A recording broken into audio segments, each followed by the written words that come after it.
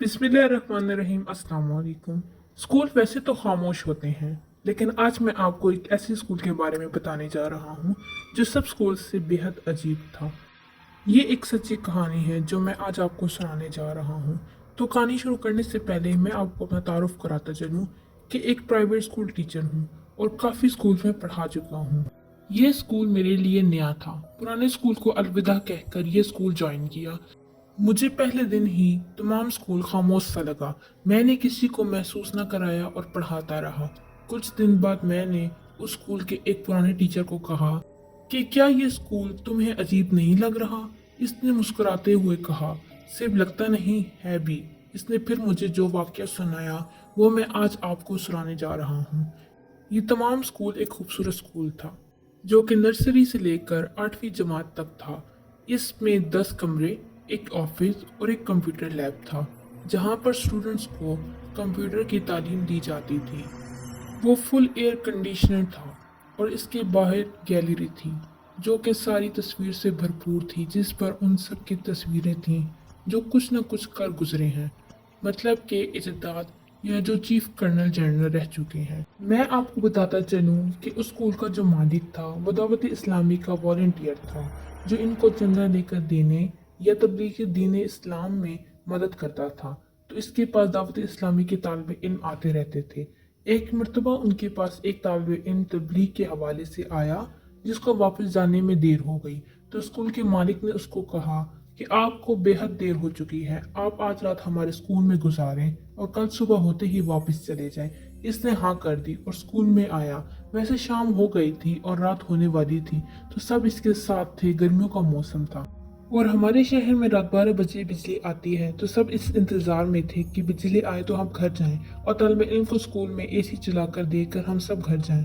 12 बजे तक तो वो सब इसके साथ थे, लेकिन जैसे वो गए इसने देखा जैसे हम इस तालिब इल्म को रात के 12 बजे इसको खाना खिलाकर और बिस्तर वगैरह देकर इस वीरान स्कूल में अकेला छोड़कर चले गए।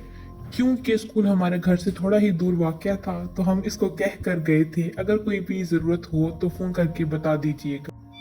ये कहकर हम रवाना हुए।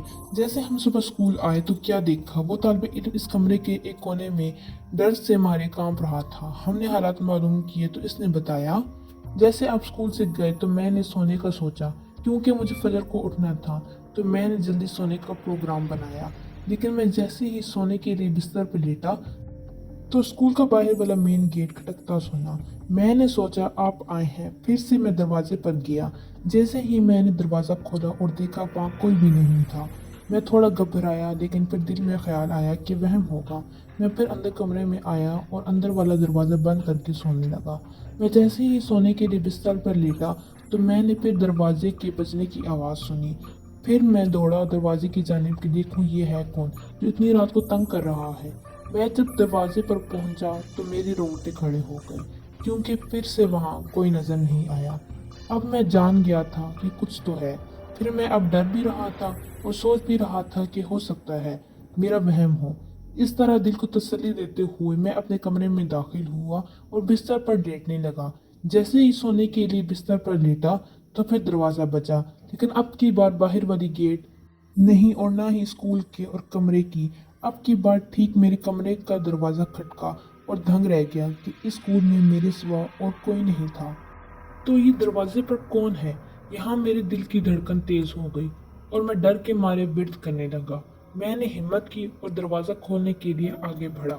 जैसे ही मैंने दरवाज़ा खोला मेरी तो रूह कांप उठी। गैलरी में जितनी भी तस्वीर लगी, कर्नल जनरल, इन्वेंटर, डिस्कवर, जिनमें कुछ तो हयात थे, लेकिन